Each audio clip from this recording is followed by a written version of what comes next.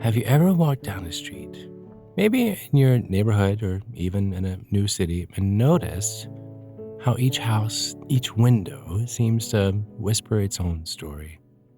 It's like each holds a secret, a quiet promise of the lives unfolding behind the closed doors. Years ago, when my wife and I lived in New York, we would meander through Brooklyn Heights, and our eyes drawn to one brownstone after another. With their towering windows and lofty ceilings, each seemed to invite us to imagine the stories that lay behind each door at the top of the stairs. And while it's fun to reminisce about those times, it is, today I want to talk about a different kind of street. One that's not paved with cobblestones or asphalt, but something far more intangible, yet powerful. It's a street where those who carry hope reside. In the mornings, I walk our dog, Derby, and it's one of my favorite parts of the day, as we both walk outside for different reasons, but each of us finds our own kind of enjoyment in the early hours. For me, it's the way that the sky greets me with its ever-changing colors, and well, for Derby, it's a little bit more practical. But in the morning, though, the streets are quiet.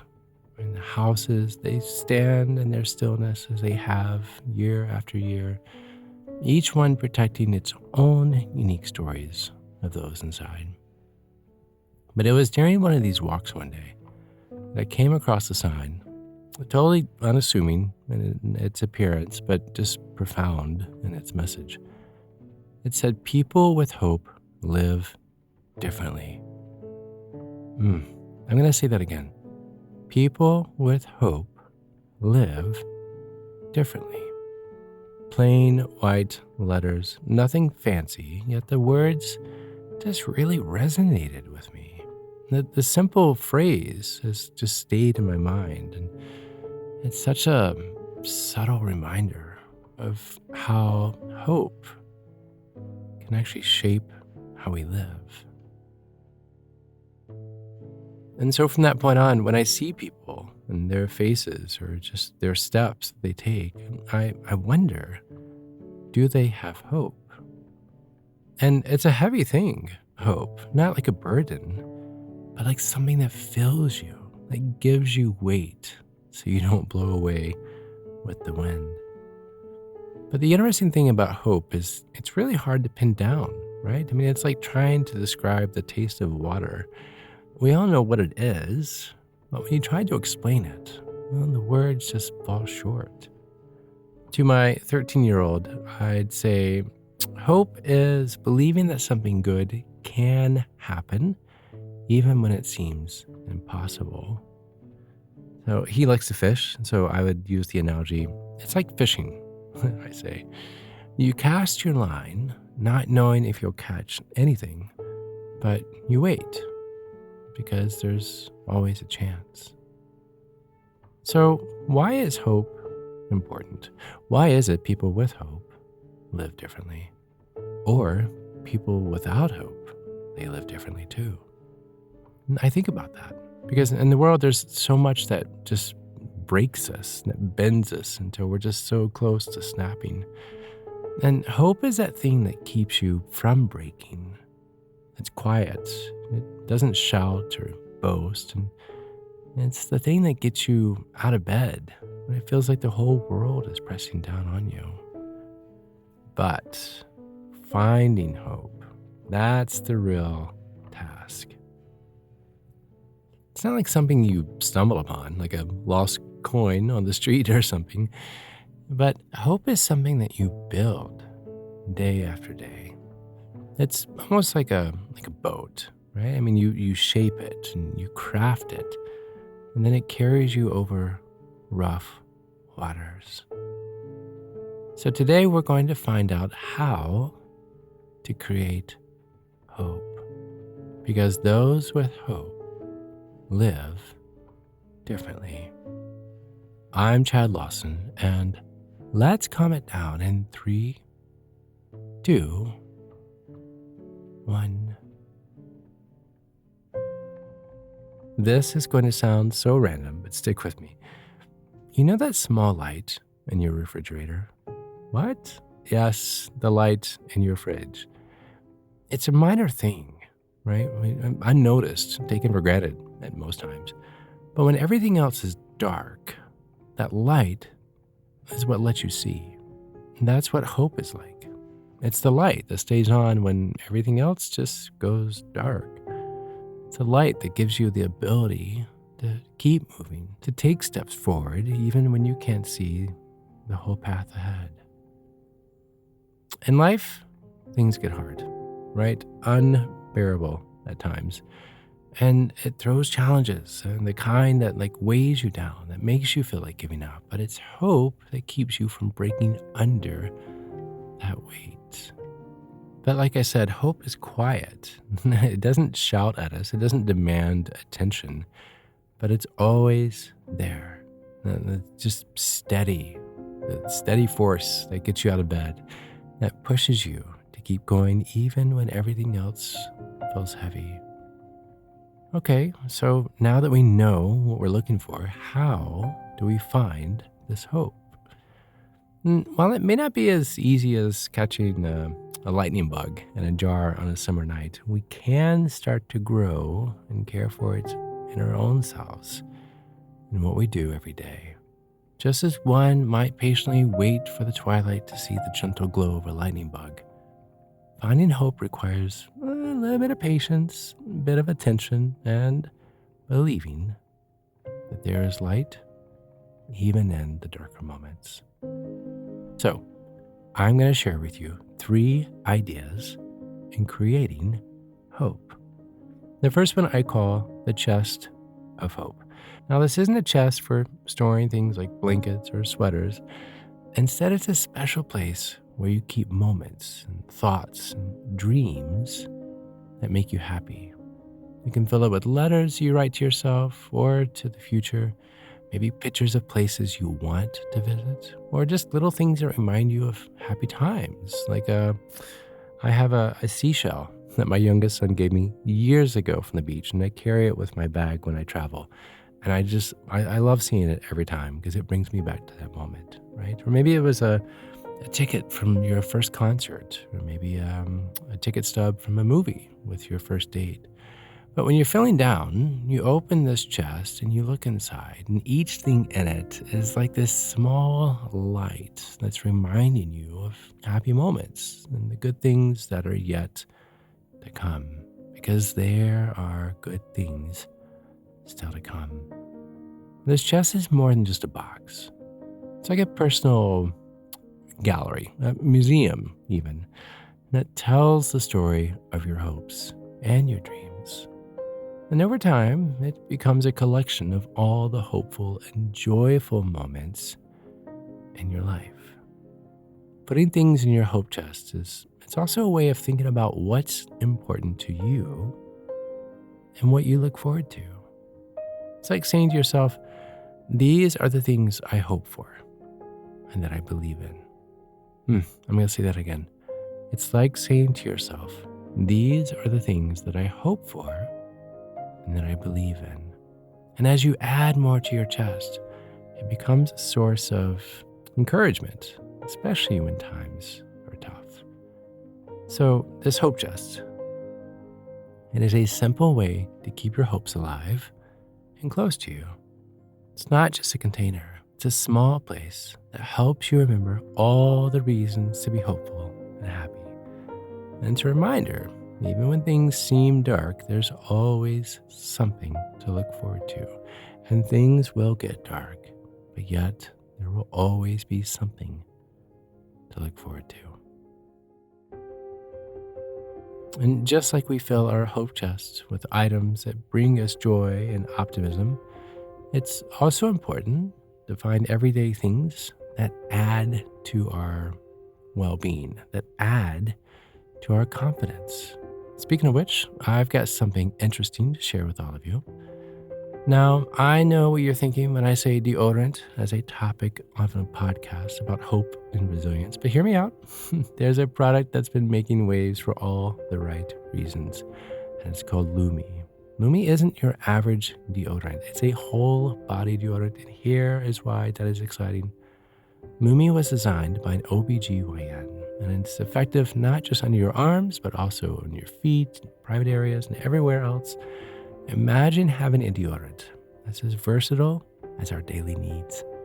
Lumi is clinically proven to block odor all day thanks to its unique pH optimized formula.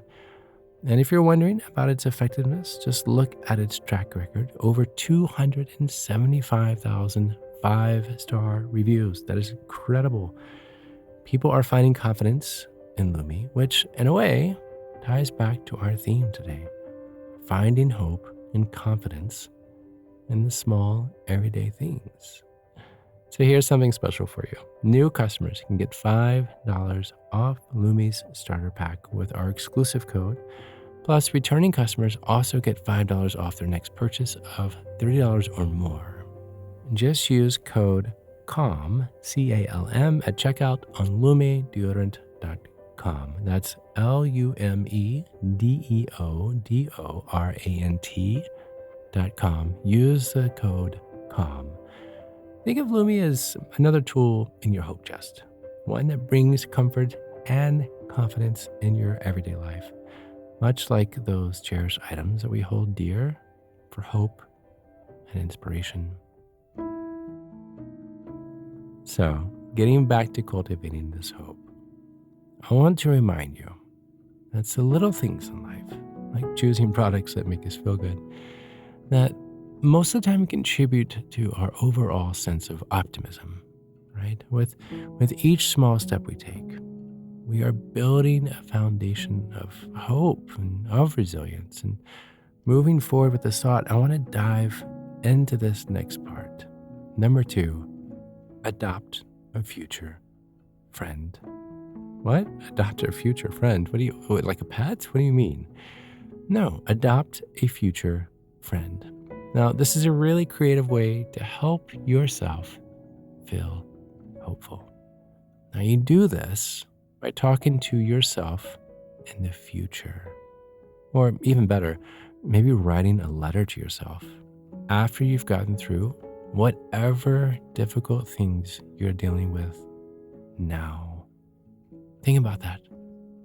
Think about what this future you would say to make you feel better right now. They've already been through what you're going through. So they have good advice. They have encouraging words. They know what you are going through. I love this exercise because it's like having a wise friend who knows you really well, because that friend is actually, well, you, just a little bit later in life. And they've been through the same things, and they know how to move past them. So when you do this, you're not just making things up. You're actually creating hope, and you're getting guidance. And it's a way to remind yourself that the hard times you're having now, they won't last forever. And your future self has seen these tough times, and they even know things will get better, because they will. So when we use this kind of imagination, it helps you see things differently. It makes your problems seem a little smaller and something that you can handle. It's also being kind to yourself, giving yourself a break, and understanding that everyone goes through hard times. Yes. It's like your future self is giving you some encouragement, a high five, a pick-me-up, if you will. But what I love about this is it's your future self saying things will get better, because that's so comforting to even think about you encouraging yourself from afar. Knowing that you're strong enough to get through these difficult times is what your future you already knows. And they're just waiting for you to catch up, right? They're waiting for you to work through what they know you can do, because you can. And then finally, number 3, hope and a jar. Now, start with a jar, just an ordinary one, nothing fancy. I like clear jars, just so you know. There's a reason for this, and I'll tell you in just a second. But I call it hope in a jar. or jar of hope, whatever you want to use. Whenever something, even the smallest thing, sparks a bit of hope in your day, write it down, fold it up, and put it in the jar. Doesn't have to be big. Maybe someone smiled at you on the street, or you heard a song that somehow lifted your spirits, or maybe you achieved something you've been working really hard on. Right? Each of these moments, write them down, add them to your jar. And as days pass, this jar begins to fill, which is why I like using the clear ones, because you can see it. And it becomes this collection, right? A gathering of all of these small little moments. And this isn't just about storing bits of paper. It's capturing these snippets of hope. And over time, this jar, it transforms. It becomes more than just a container. It's a visual reminder of all the good in your life. And there is good in your life. There is. But a lot of times we dismiss it, or we forget about it, or we don't acknowledge it, or we don't look for it. But this jar, it's a representation of all the many little moments of joy or little moments of hope that you've encountered, even in the most mundane, ordinary circumstances. And so when you're feeling low, when hope seems really far away, that's when this jar shows its true worth, right? And there's years ago, I was in a car going somewhere, and the song came on, and I just started smiling ear to ear because the song was just like, it just made me smile. And so I wrote that down and I put that in the jar. And so a lot of times when I'm going through this jar, I'm like, oh yeah, that song. And I'll go and put it on, and I'm instantly brought back to that moment, right? So when you're feeling low, and when you feel like there's just nothing else there, go back to this jar. Because this jar, it will show its worth, right? And so when you open up these notes and you read them, and each one is a memory, right? It's this moment that made you smile, this moment that was a surge of hope. And it's like reading a story. It's actually your story, written in episodes of hope, of happiness. And this jar, as simple as it is, it becomes a really powerful tool, right? On days when everything seems gray, it brings back the color. It reminds you that life, even in its most boring moments, holds pockets of happiness, holds pockets of reasons to smile. And it's this light, it's this beacon, it's this shining light on the often overlooked moments of happiness that are part of our everyday. So where do I even begin, you may ask? Like this writing down these moments of hope, I don't even know where to start. Well, that's okay, I got you. So I'm going to give you a few suggestions to kind of kickstart things, right? But the key is to focus on small moments of just simple joy, small moments of just positive experiences, no matter how small or simple. So for instance, a nice thing someone said, right? Write about a time when someone said something nice about you, or something really nice that you did. Or maybe a small win, right? It could be something like finishing a book, or cooking a meal that turned out well, or even getting up early one day. That's definitely a small win for some of us. Or when someone was kind, right? Remember when someone did something nice for you, like a friend sending you just a really sweet text, or somebody holding the door open for you, or a neighbor just helping you out, right? Or, as I mentioned earlier, a song, or maybe there was a quote or a phrase that you heard or read in a book, right? Or just something that made you happy, or a saying that just kind of lifted your spirits a little bit. You could also write down a time you laughed. Right? Think about when something made you laugh, like a funny part of a TV show, or a joke from a friend, or maybe your pet did something really silly, which is why I totally encourage having pets. Or something new that you learned. Write down when you learned something new, like finding out something that you had no idea and was just really interesting, right? The other day, I was reading about the history of the Romans and how they were the very first ones to kind of make London the head of the UK. Fascinating, right? And just those little moments to like, wow, that's really interesting, right? Write down something new that you've learned. And then simple, happy things, right? Like something you enjoy, like having a good cup of tea or feeling just cozy, all snuggled up in bed, or maybe just the joy of being in a clean room. Oh, what I would give for my 13-year-old to feel that joy, or to just clean his room. But they're just these little reminders of good moments or things that just made you feel a little happier, a little bit more hopeful. And they can be really simple, but they are definitely important. But I want you to remember the goal is to capture moments that brought a sense of hope, a sense of contentment, or just happiness, and however fleeting they may have been.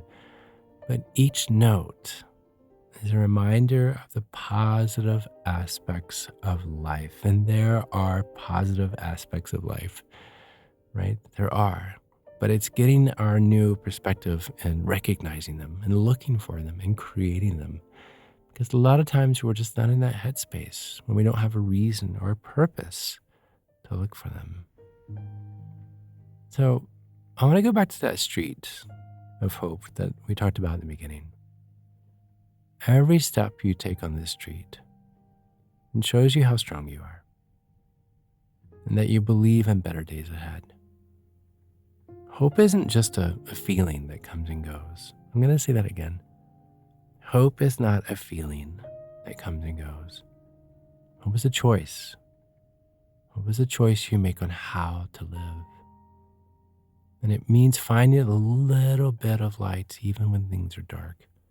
It's about seeing something good when times are hard, because they will be. But on this street, your hope is like a steady light that doesn't go out, even when things get tough. It's about facing hard times and finding a way to get through them.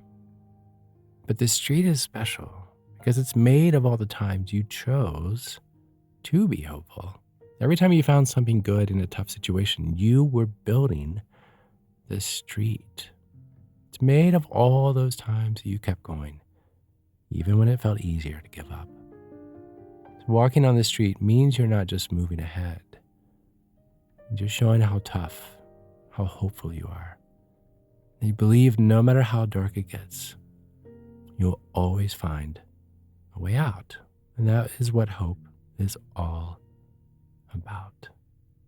Let hope be like a light that guides you in life, showing you that even in the darkest times, there is a way to keep going. No matter where you are, it's never too late to turn onto this street of hope, to start building your hope chest, to start talking to your future self, and to start filling your jar of hope. Because people with hope live differently. Thank you. Thank you for listening. Thank you for living and being a part of my hope as we remind each other to take these steps to seek hope in fun and unique and mundane ways, and to walk confidently on this street of hope. Think about what fills your hope chest. Think about who your future self is and what they say to you. And think about what goes into your jar of hope. When you have a moment, share your thoughts and let's inspire each other to live a life filled with hope. Until next time, be kind to your mind and join me again as we calm it down. To find more episodes of Calm It Down, see where I may be appearing in your area, or just simply want to know where to send me some chocolate chip cookies, visit calmitdownpodcast.com. This podcast was written and produced by yours truly, Chad Lawson, composer, pianist, and nationally recognized sweet tooth. The views, expressions, and techniques in this episode are of my personal opinion and not intended, nor should they, serve as a substitute for medical advice or diagnosis rendered to you by your individual doctor or other healthcare provider. Only a licensed physician should evaluate your situation, provide a diagnosis, or render other medical advice to you, and you should only act upon the advice of this physician. Now, I'm an extreme empath by nature, but my profession is that of a composer and pianist, not a licensed therapist or physician.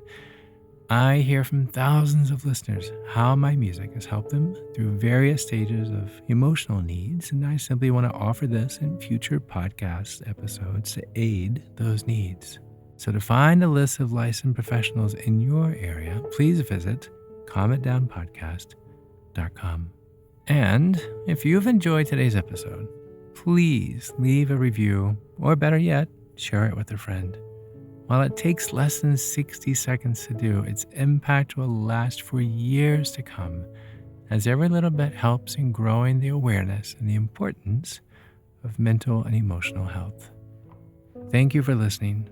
Thank you for living. And until next time, be kind to your mind and join me again as we calm it down.